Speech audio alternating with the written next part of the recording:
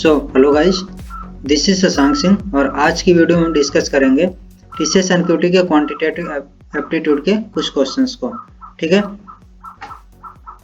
तो इसमें हमारा फर्स्ट क्वेश्चन है वह है कि इफ x इक्वल्स, ठीक है, ये सेम चीज मैंने ऊपर लिख दिया है, इफ x इक्वल्स -3 प्लस 3 के पावर -2/3 प्लस 3 के पावर में 2/3 है, what will be the value of, और हमें जो है इस एक्सप्रेशन का वैल्यू कैलकुलेट करना है अगर ये चीज गिवन है। ठीक है, तो इसको कैलकुलेट करने के लिए क्या करेंगे, आप इसको एक बार ट्राई कीजिएगा। ठीक है, आप जब इस पर थोड़ा सा विचार करेंगे तो आपको कुछ सिमिलरिटीज दिखेंगी, हो सकता है आप दूसरे तरह से भी ट्राई कर सकते हैं। एक ऐसा क्वेश्चन है जिसमें जो है आपको क्वेश्चन को थोड़ा सा अलग एंगल से देखने की जरूरत है। अब मैं यहाँ पर उसी चीज को लिखता हूँ, x इक्वल्स -3 प्लस 3 के पावर -2/3 प्लस में 3 के पावर 2/3। तो जब भी ऐसा क्वेश्चन गिवन हो जहाँ पर हमें पावर को रिड्यूस करना हो, ठीक है, तो हम क्या करते हैं कि जो भी पावर वाले होते हैं हम चेक करते हैं उनको अगर एक तरफ कर लें और बाकियों के एक तरफ कर लें तो कुछ हमारा काम बनता है, तो हम ऐसा करते हैं सबसे पहले। ठीक है, तो यहाँ पर वही काम हमारा हो रहा है। हम क्या करेंगे, इसको लिखेंगे x + 3 और इक्वल्स में हो जाएगा 3 के पावर -2/3 प्लस में 3 के पावर 2/3। ठीक है, अब यहाँ पर हम क्या करेंगे कि पावर जो है रिड्यूस हो जाएगी, तो एक सिंपल सा हम यहाँ पर काम करेंगे, दोनों तरफ का क्यूब कर देंगे। ठीक है, तो जब क्यूब करेंगे तो हमारा हो जाएगा x + 3 के पावर 3 और हमारा अगला हो जाएगा 3 के पावर -2/3 के पावर प्लस 3 के पावर 2/3 का होल क्यूब। ठीक है, अब आपको पता होगा एक फॉर्मूला a प्लस b का होल क्यूब बराबर a cube plus b cube plus 3ab और यहाँ पर होता है a प्लस b। ठीक है, और एक और फार्मूला आपको बता देता हूँ, अगर इन फ्यूचर आपको जरूरत पड़े तो आप इसका भी यूज कर सकते हैं। ये होता है हमारा a cube minus b cube minus 3ab और यहाँ पर a माइनस b होता है। ठीक है, तो ये हमारे दो फॉर्मूले हो गए। अब हम क्या करेंगे, जैसे इसको क्यूब करेंगे तो हमारा आ जाएगा x cube plus 27 plus 3 × 3 × x, तो 9x और ये हो जाएगा x + 3 और इक्वल्स में हमारा कितना हो जाएगा 3 के पावर -2/3। इसको मैं लिख देता हूँ, हो सकता है कुछ लोगों को यहाँ पर प्रॉब्लम आए। तो 3 के पावर -2/3 का क्यूब प्लस 3 के पावर 2/3 का क्यूब प्लस में 3 × 3 के पावर -2/3 × 3 के पावर 2/3 और यहाँ पर हमारा होगा 3 के पावर -2/3 प्लस 3 के पावर 2/3। ठीक है, तो यहाँ पर अब हम क्या करेंगे, थोड़ा सा और इसको सिंप्लीफाई करते हैं। हमारा होगा x cube plus 27 plus 9x² plus 27x। आप इसको थोड़ा सा यहाँ पर आपको पता लग रहा होगा कि हमारा यहाँ पर एक्सप्रेशन किस तरह का है। ठीक है, और अब जो क्वेश्चन को भी देख करके पता कर सकते हैं कि हमें क्यूब करना है या स्क्वायर करना है, कुछ टाइप की चीजें यहाँ पर ऐसे जो एक्सप्रेशन हमें फाइंड करना होता है उससे भी हमें पता लग जाता है। अब आगे क्या होगा हमारा, अब जैसे देखिए a के पावर m, उसके पावर में अगर n होता है तो क्या करते हैं, a के पावर m × n लिख देते हैं। एक सिंपल सा फॉर्मूला है। ठीक है, तो सेम चीज यहाँ पर है, 3 के पावर में 2/3 है और उसके पावर में 3 है, ऐसे यहाँ पर है। तो हम क्या करेंगे, बस वही वाला फॉर्मूला अपना यूज करेंगे। तो हमारा क्या हो जाएगा 3 के पावर -2/3 × 3, तो हो जाएगा 3 के पावर -2 और वो पूरा हमारा आ जाएगा 1/9 प्लस 9, मैं इतना लिख सकता हूँ। और प्लस में यहाँ पर ए हो जाएगा 3 × 3 के पावर -2/3 प्लस 2/3, तो ये हमारा 0 आ जाएगा और ये पूरी वैल्यू हमारी कितनी हो जाएगी 1 आ जाएगी। अब इसको हम क्या करें, हमारा फिर वही चीज आ गया जो ये वाला यहाँ पर चीज था, हम इसी को रिड्यूस करना चाहते थे, फिर हमारा आ गया। तो आप जब थोड़ा सा ध्यान लगाएंगे तो आपको दिखेगा कि यहाँ पर जो है इसकी वैल्यू क्या है। अगर a बराबर इतना है तो ये जो है ये एक्सप्रेशन किसके इक्वल होगा, x + 3 के, तो सेम चीज हम यहाँ पर रख देंगे x + 3। ठीक है, अब यहाँ पर हमारा क्या हो जाएगा, ये हमारा हो गया 1/9 प्लस 9 और प्लस में 3x प्लस 9, इतना हो जाएगा 9 प्लस 9 ये हो जाएगा 18 और इधर हमारा है 27। अब हम क्या करेंगे कि एक तरफ इस तरह का एक्सप्रेशन बनाएंगे हमारा जो फाइंड करना है। तो इसको बनाने के लिए हम क्या करेंगे, हमारा एक तो रहेगा एक्स क्यूब इधर प्लस में अब 9x स्क्वायर प्लस में अब इधर है 27x, ये है 3x, तो 3x इधर आएगा तो -3x तो हो जाएगा 24x। ठीक है, अब बाकी चीज़ों को हम क्या करेंगे इधर रख लेंगे 1/9 प्लस नहीं माइनस आ जाएगा -9 हो जाएगा। ठीक है, अब जैसे ही -9 होगा अभी इसको हम क्या करेंगे -81 और -80 अपॉन में 9, ये हमारा आंसर हो जाएगा। तो आई होप आपको ये चीज़ समझ में आ गई होगी कि हमने ये सवाल किस तरह से किया है।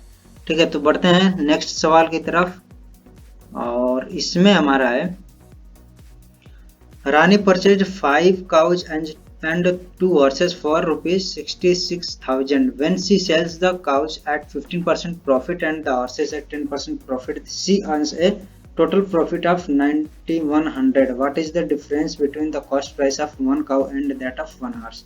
हम कुछ नहीं करेंगे, सबसे पहले यहाँ पर वन काउ कॉस्ट प्राइस मान लेते हैं x है और वन हॉर्स का मान लेते हैं y है। ठीक है, ये हमने क्या माना कॉस्ट प्राइस माना, इस चीज को ध्यान में रखना। अब यहाँ पर क्या बोल रहा है कि सी purchased 5 cows and 2 horses for 66,000। तो हमें क्या करना होगा 5x प्लस 2y बराबर हो जाएगा 66,000। क्यों हो गया, क्योंकि 1 काउ का कितना है कॉस्ट प्राइस x और 1 हॉर्स का y है, तो 5 का 5x और 2 का 2y हो गया और टोटल हमें मिल गया कि ये इतना है। ये क्वेश्चन नंबर 1 हो गया। दूसरा क्या बोल रहा है कि C sells the cows at 15% profit, 15% जब प्रॉफिट पर वो बेच रही है, यानी कि अगर वो 5 काउज को 5x में खरीद रही थी, इसका जो है 15% जो भी होगा इंटू 15%, ये जो होगा इतने में इतना उसका प्रॉफिट हो रहा है। ठीक है, ऐसे ही जो 2 हॉर्सेस हैं उनका प्रॉफिट कितना हो रहा है 10% प्रॉफिट हो रहा है, तो इंटू 10 अपॉन में 100 ये हॉर्सेस का प्रॉफिट है। ठीक है, ये हो गया काउ का, ये हो गया हॉर्स का। अब क्या बोल रहा है सी अर्न्स ए टोटल प्रॉफिट, और टोटल प्रॉफिट भी दिया, तो दोनों को ऐड करेंगे यहाँ पर। तो यहाँ पर सिंप्लीफाई भी कर लेते हैं 3 टाइम्स और 2 0 1 4 5 चौको को 20 3x बाई 4 प्लस में y अपन में 5 इक्वल्स 9100। इसको और सिंप्लीफाई करते हैं, हमारा कितना आ जाएगा 15x प्लस 4y इक्वल्स और हो जाएगा 18200 000। ओके, आई थिंक सही है। ओके, ये सही है। यहाँ इसके बाद से हमें क्या करना है, यहाँ पर देखिए 5x है 2y है, हमें एक तो यहाँ से एलिमिनेट करना पड़ेगा वेरिएबल को, तो हम सिंपली इसको इक्वेशन 1 को क्या कर देते हैं 10x प्लस 4y इक्वल्स 000 और इसके बाद से 2 3। अब इसको बना दिया इक्वेशन नंबर 1। ठीक है, अब हम क्या करेंगे एलिमिनेट करने के लिए 2 में से 1 को सब्ट्रैक्ट कर दिया, कितना जाएगा 5x इक्वल्स और यहाँ से 132 और 000 माइनस करेंगे कितना मिलेगा 00005 और x की वैल्यू हमें यहाँ से मिल जाएगी 40। 10,000 x का हो गया। ठीक है, और y कितना हो जाएगा, तो y कैलकुलेट करने के लिए सिंपल से यहाँ पर रखेंगे, तो हमें मिलेगा 2y इक्वल्स 6,000 और 5x हो जाएगा हमारा 50,000। कितना मिल गया 16,000, तो y की वैल्यू हो जाएगी 8,000। ठीक है, 8,000 हो गया 1 हॉर्स का और 1 काउ का 10,000, तो दोनों का डिफरेंस x माइनस y 2,000 हमें मिल जाएगा।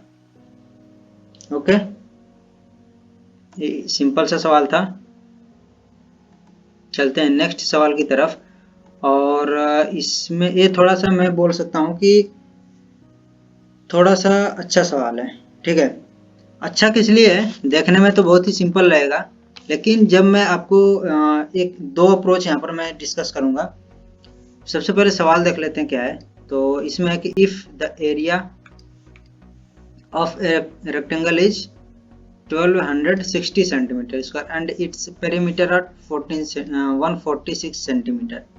ठीक है, what is the length of diagonal. तो कुछ इस तरह का मैं बोल सकता हूँ, एक रेक्टेंगल है,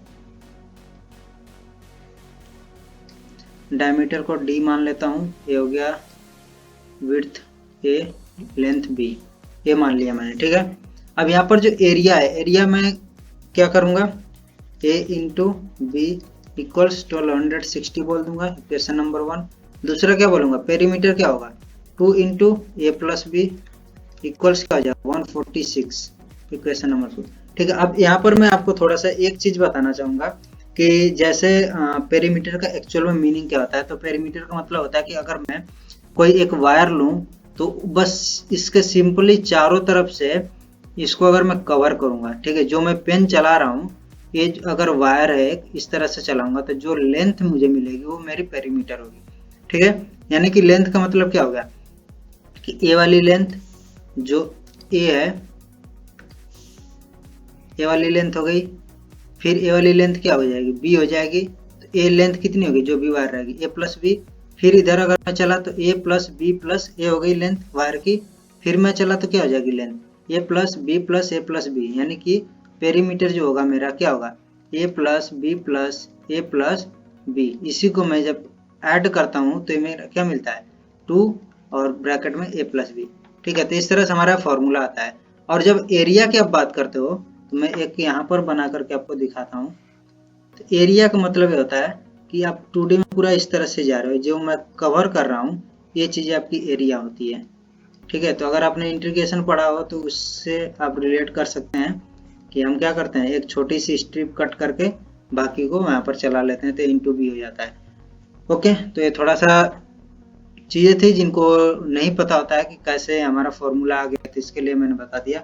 अब बाकी हम क्या करेंगे, अब सवाल पर आते हैं। तो यहाँ पर हमें ए और बी, ये हमारे दो अननोन है। ठीक है, क्योंकि आपको डायमीटर जब फाइंड करना होता है तो क्या होगा, ये आपको पता है कि 90 डिग्री होता है। आप D equals a square plus B square कर दोगे, आपका निकल जाएगा। ठीक है, लेकिन यहाँ पर हमारे पास ए और बी की वैल्यू कैसे मिलेगी, तो आप बोलोगे कि हमारे पास दो इक्वेशन है, इक्वेशन नंबर 1 2 और दो जो है अननोन है, तो हम आसानी से फाइंड कर लेंगे, ये भी मैं मानता हूँ। आप यहाँ से ए और बी की वैल्यू फाइंड कर लोगे। ओके, लेकिन आपका यहाँ पर टाइम बहुत ज़्यादा लगने वाला है। अभी आप इसको जब करोगे तो आपका क्या होगा, क्वाड्रेटिक इक्वेशन बनेगी। ठीक है, मैं इसको भी आपको दिखा देता हूँ क्वाड्रेटिक इक्वेशन कैसे बनेगी। तो यहाँ से मैं इक्वेशन 2 को करूँगा तो ए प्लस बी इक्वल्स मेरा कितना हो जाएगा 73। ओके, मैं यहाँ से क्या करूँगा, सपोज ए की वैल्यू रख देता हूँ 73 माइनस बी इक्वेशन नंबर 1 में, तो मेरा हो जाएगा 73 माइनस बी और ब्रैकेट में बी इक्वल्स 1260। यहाँ से आप देख रहे हो जब आप ब्रैकेट को ओपन करोगे तो 2 पावर का एक बी स्क्वायर होगा, फिर बी होगा और कांस्टेंट होगा, यानी कि आपका क्वाड्रेटिक इक्वेशन बन गई है। अब आप इसको सॉल्व करोगे तब जाकर के आप ए और बी की वैल्यू फाइंड करोगे, फिर यहाँ पर आप ला करके रखोगे, तब जाकर के आपको डायमीटर मिलेगा। ओके, लेकिन आप थोड़ा सा सोचिए कि ये सवाल आपको कितने टाइम में करना होता है। आप जरूर इसको कर लोगे, लेकिन आपको जो करना होता है वो होता है आपका लगभग 1 मिनट 1.5 मिनट, इतने में ही आपको कर लेना होता है पूरा सवाल।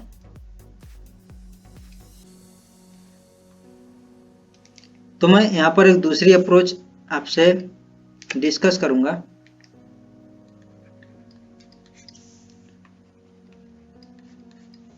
मैं डायमीटर को क्या लिख सकता हूँ, डायरेक्ट ए स्क्वायर प्लस बी स्क्वायर। अब आप ए स्क्वायर और बी स्क्वायर को क्या लिख सकते हो, ए प्लस बी का होल स्क्वायर माइनस 2 इंटू ए भी लिख सकते हो, यस या नो। ओके, आपके पास ए प्लस बी पता है, ए इंटू बी पता है, यहाँ से मिल गया सब। अंडर रूट ए प्लस बी क्या है 73 का होल स्क्वायर माइनस 2 इंटू ए इंटू बी क्या है 1260। बस पुट कर दीजिए। आपको मैंने सारी ट्रिक्स बता दी हैं। आपको स्क्वायर कैसे फाइंड करना है, स्क्वायर रूट कैसे फाइंड करना है, क्यूब रूट कैसे फाइंड करना है, बस ट्रिक का यूज कीजिए यहाँ पर। तो मैं स्क्वायर करने के लिए क्या करूँगा, ट्रिक यूज करूँगा। अगर आपने वीडियोज नहीं देखी तो जरूर देखिए, मैं उसका लिंक डिस्क्रिप्शन में दे दूंगा, ठीक है। वो आपके लिए बहुत ही जरूरी चीज़ें हैं, क्योंकि आपके कैलकुलेशन को बहुत ज़्यादा फास्ट बनाएंगी। तो यहाँ पर मैं जल्दी से इसका स्क्वायर करूँगा तो हो जाएगा 9 और 7 21 दूना 42 का 2 और 4 7 7 49 और 53 हो गया, ठीक है। और माइनस में मेरा कितना हो जाएगा 0252। माइनस जब करेंगे तो कितना आएगा मेरा, इसको माइनस करेंगे तो 9 0 एंड 8 2 2809। अब बस स्क्वायर रूट हमें फाइंड करना है, तो इसका क्या हो सकता है 3 होगा या फिर 7 होगा, इसका क्या होगा 5 होगा, या तो 53 होगा या फिर 57 होगा। तो बस आपके पास वहां पर ऑप्शन रहेंगे। अब आपको ये चेक करने की जरूरत नहीं है कि मैं 53 का स्क्वायर करूं और 57 का स्क्वायर करूं क्या आएगा। और ये दोनों चीजें स्क्वायर करना और स्क्वायर रूट कैलकुलेट करना, ये दोनों चीजें मैंने ट्रिक से करी हैं। तो अगर आपको नहीं पता है तो जरूर आप उनको देखिएगा, तो ऑप्शन में आपको मिल जाएगा। बाकी जो है आप इसको ट्राई भी कर सकते हैं कि अगर दोनों ऑप्शन में सॉरी, अगर ये दोनों चीजें आपको ऑप्शन में गिवन है तो आप क्या करोगे, इनका स्क्वायर करके एक बार चेक कर लोगे। तो यहाँ पर आपका आंसर आ जाएगा 53, ये वाला 57 नहीं होगा। ओके, तो चलते हैं नेक्स्ट सवाल की तरफ। A certain sum of money invested at simple interest amounts to 990 in 3 years and 1125 in 4.5 years. What is the rate of interest per annum? ठीक है, तो यहाँ पर आपको क्या दिया है कि 3 साल में जो टोटल मनी हो रहा है वो 990 और 4.5 साल में 1125। तो आपको एक चीज ध्यान रखनी है कि जो भी हमारा सिंपल इंटरेस्ट वो ऐड होता है, मैं अगर लेता हूं कि प्रिंसिपल अमाउंट मेरा P है, ठीक है, और मेरा 1 साल का सिंपल इंटरेस्ट है x रुपए, तो 2 साल में क्या होगा सिंपल इंटरेस्ट 2x होगा, 3 साल में 3x होगा, ठीक है। क्योंकि ये जो इंटरेस्ट मिलता है वो उसी सेम प्रिंसिपल अमाउंट पर मिलता है, लेकिन हमारा कंपाउंड के केस में अलग हो जाता है। कंपाउंड के केस में क्या होता है, अगर हमारा पहले साल प्रिंसिपल अमाउंट P है तो दूसरे साल हमारा क्या होगा प्रिंसिपल अमाउंट चेंज हो जाएगा, लेकिन इसमें प्रिंसिपल अमाउंट वही रहेगा। और अगर कंपाउंड की बात करूं तो प्रिंसिपल अमाउंट क्या हो जाता है P प्लस और जो सिंपल इंटरेस्ट होता है वो ऐड हो जाता है। अब ये जो हमारा प्रिंसिपल अमाउंट होता है, तो इतना सा डिफरेंस होता है कि कंपाउंड और सिंपल इंटरेस्ट वाले में, ठीक है। तो यहाँ पर जो हमारा गिवन है वो क्या है सिंपल इंटरेस्ट गिवन है।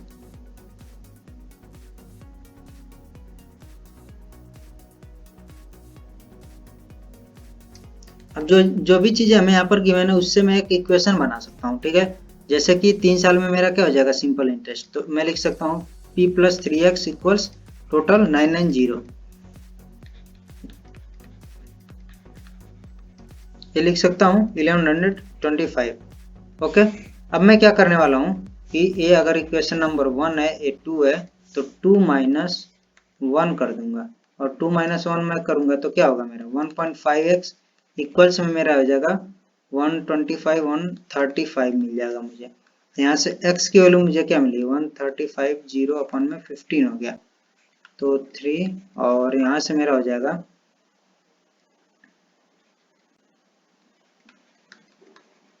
90 आ गया, ठीक है। यानी कि जो सिंपल इंटरेस्ट है वो कितना है, x की वैल्यू मैंने मानी थी x, तो सिंपल इंटरेस्ट मेरा हो गया 90 रुपीज।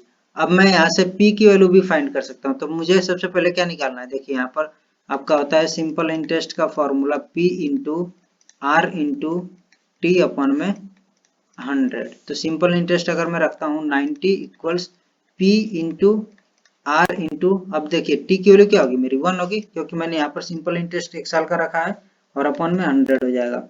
अब एक चीज आप बताइए कि पी की वैल्यू मैं कैलकुलेट कर सकता हूँ, जी बिल्कुल कर सकते हैं, क्योंकि यहाँ पर जो है हमारे पास एक इक्वेशन है, और यहाँ से मुझे पी की वैल्यू क्या मिल जाएगी 990, और माइनस में 3x कितना हो जाएगा 27, ठीक है।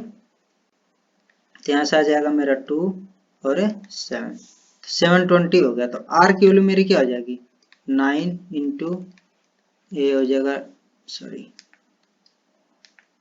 अपॉन में 720। तो यहाँ से कैंसिल कट जाएगा और इसको मैं यहाँ से, और ये हो जाएगा मेरा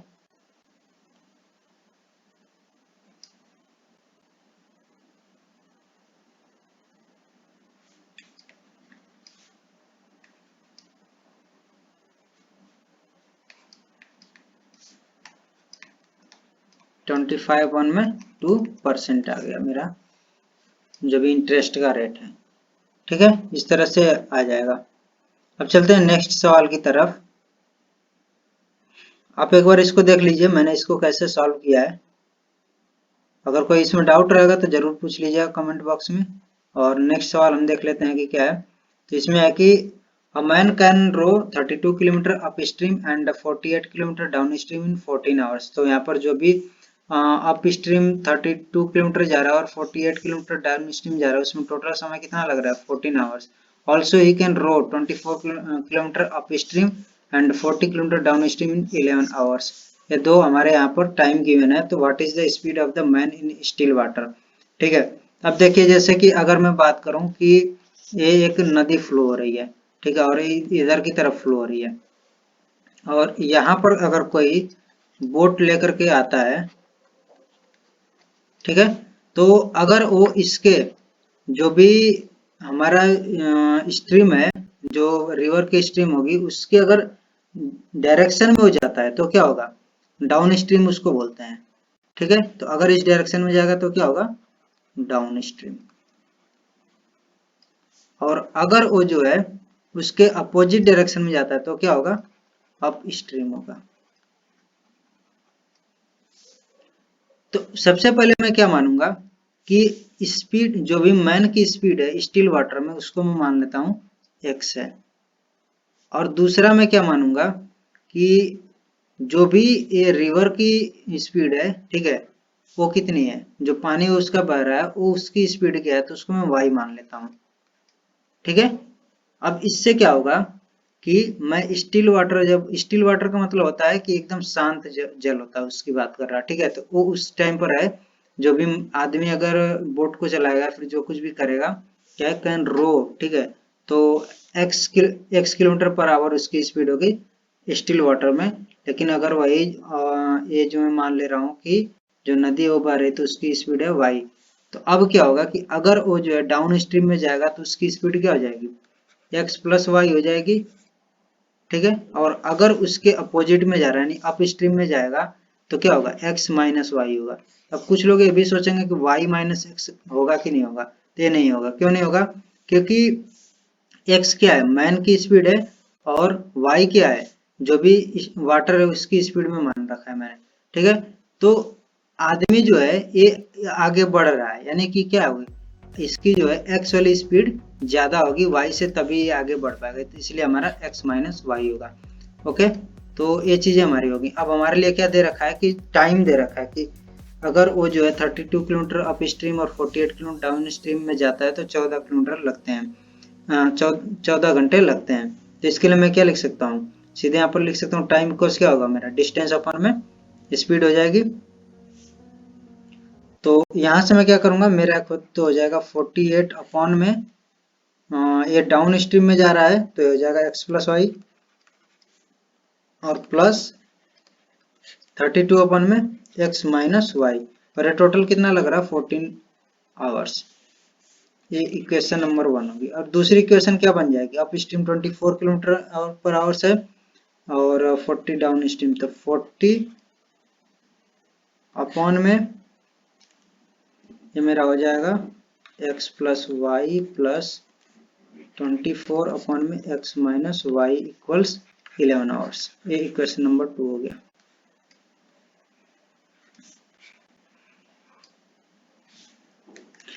अब देखिए यहाँ ये इक्वेशन है एक और ये दूसरी इक्वेशन है। तो अगर मैं इसको सिंपली चाहूँ कि यहीं से मुझे x मिल जाए यहीं से मुझे y मिल जाए तो ये चीज मैं यहाँ पर फाइंड नहीं कर पाऊंगा अभी। ठीक है, एक बार इसको अगर आप फाइंड करोगे तो इतना x माइनस इतना y एक्स। हाँ, अगर मैं इसको ऐसे करता हूँ तो मेरा क्या होगा, एक्स स्क्वायर इधर आएगा, वाई स्क्वायर भी इधर होगा, और सेम ऐसे ही यहाँ पर होगा। तो मैं क्या करूंगा, मैं इसको मान लेता हूँ एक्स, इतने पार्ट को मान लेता हूँ ए, इतने पार्ट को मान लेता हूँ बी। सेम कंडीशन यहाँ पर होगा, ए हो जाएगा ए और ए हो जाएगा बी। ठीक है, मैं ए और बी की वैल्यू कैलकुलेट करूंगा सबसे पहले। तो यहाँ पर मैं इसको लिख सकता हूँ,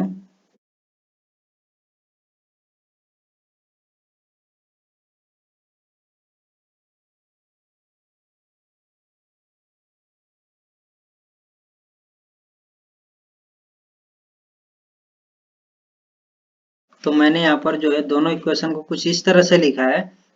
सबसे पहले तो मैंने इनको सिंप्लीफाई किया थोड़ा, और मेरे पास ये जो आएगा कि एक अपॉन में है, इतना भी है, यानी कि इसमें बोल सकता हूँ वन अपॉन है, वन अपॉन बी। सेम चीज यहाँ पर है, वन अपॉन है, वन अपॉन बी। मैं क्या करूंगा, यहीं से इनको जो है ए या फिर बी को यहाँ से रिड्यूस करूंगा, हटा दूंगा, एलिमिनेट करने की कोशिश करूंगा। तो मैंने यहाँ पर क्या किया कि बी को एलिमिनेट करने के लिए वो काम किया है, इसमें 3 का मल्टीप्लाई कर दिया था और इसमें जो है 2 का मल्टीप्लाई किया। तो ये हमारे इक्वेशन 1 और 2 आ गया। अब मैं क्या करूंगा, 1 माइनस 2 कर दूंगा डायरेक्ट। तो मेरा क्या हो जाएगा, मैं इनमें से माइनस कर रहा हूँ, ये मेरा माइनस होगा। तो यहाँ से मुझे मिलेगा माइनस वन अपॉन में ए इक्वल्स, ये कितना हो जाएगा, माइनस वन अपॉन 8 हो जाएगा। तो यहाँ से मुझे ए की वैल्यू मिलेगी 8। ठीक है, ए की वैल्यू मुझे मिल गई। ए का मतलब क्या हुआ कि हमने माना था, ए का मतलब है x plus Y, X plus Y क्या हो गया 8। ऐसे ही मैं क्या करूंगा, यहाँ से b की वैल्यू फाइंड कर लूंगा किसी भी एक इससे। तो यहाँ से मेरा हो जाएगा, मैं यहाँ पर वैल्यूज को पुट करूंगा, 3 अपॉन में 8 प्लस 2 अपॉन में b इक्वल 7 अपॉन 8। तो यहाँ से मेरा 2 अपॉन b इक्वल्स हो जाएगा 4 अपॉन 8 1/2। तो b की वैल्यू मुझे मिल जाएगी 4, यानी कि x माइनस वाई की वैल्यू हो गई 4। अब यहाँ पर आपको दिख रहा होगा, हम आसानी से यहाँ पर दोनों को ऐड कर सकते हैं, और यहाँ पर मेरे x की वैल्यू आ जाएगी 6, और मैं ऐसे y की वैल्यू अगर फाइंड करना चाहूँ तो मेरा आ जाएगा 2।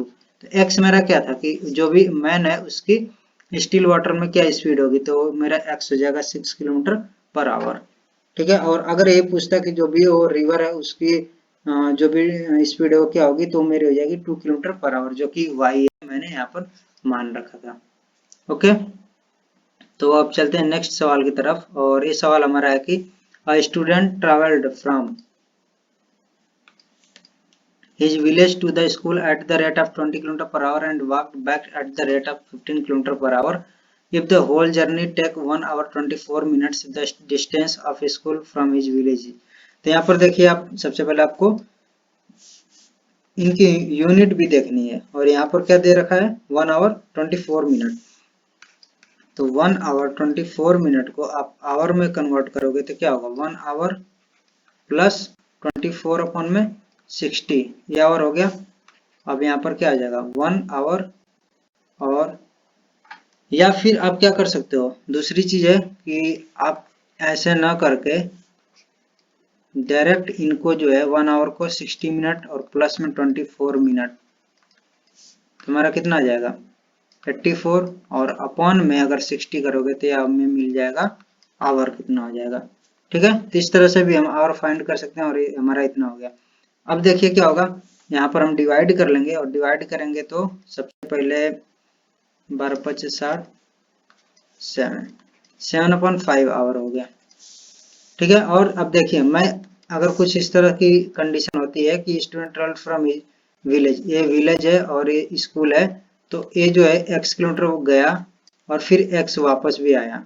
ठीक है, तो मैं ये चीज कर सकता हूँ, x अपॉन में 20 प्लस x अपॉन में 15, और इक्वल्स कितना हो जाएगा 7/5। और ये मैंने डिवाइड क्यों किया, क्योंकि देखिए जो यहाँ पर मैं क्या लिख रहा हूँ, ये मेरा टाइम, और टाइम इक्वल्स क्या होता है, डिस्टेंस अपॉन में स्पीड। ठीक है, तो सेम चीज यहाँ पर है, ऊपर वाली डिस्टेंस अपॉन में स्पीड, डिस्टेंस अपॉन स्पीड, तो हमें मिल गया टाइम 81 हो गया। Same T2, T1 plus T2, total time कितना लग रहा हो गया। अब हम क्या करेंगे, यहाँ पर एलसीएम लेंगे, और हमारा एलसीएम कितना हो जाएगा 60, तो हो जाएगा 15x, वैसे हम यहाँ पर डिवाइड डायरेक्ट कर सकते हैं, ठीक है। एक कैंसिल कर देगा, 3 टाइम्स आ जाएगा, एक कितना हो जाएगा 4 टाइम्स आ जाएगा। तो यहाँ से मेरा कितना आ जाएगा 12 एलसीएम होगा 3x प्लस ये हो जाएगा 4x इक्वल्स 7। तो 7x इक्वल्स 7 इंटू 12, तो x की वैल्यू कितना हो जाएगी, 7 से 7 कैंसिल हो जाएगा, 12 मिल जाएगा। तो जो x है यानी कि जो डिस्टेंस है वो कितना हो जाएगी 12 किलोमीटर मिल जाएगी, ठीक है। अब चलते हैं नेक्स्ट सवाल की तरफ, और ये हमारा the marked price of an article is rupees 300 after allowing a distance 15% on the marked price, the shopkeeper makes a gain of 15 rupees. What is the percentage gain? percentage gain क्या होगी, ठीक है।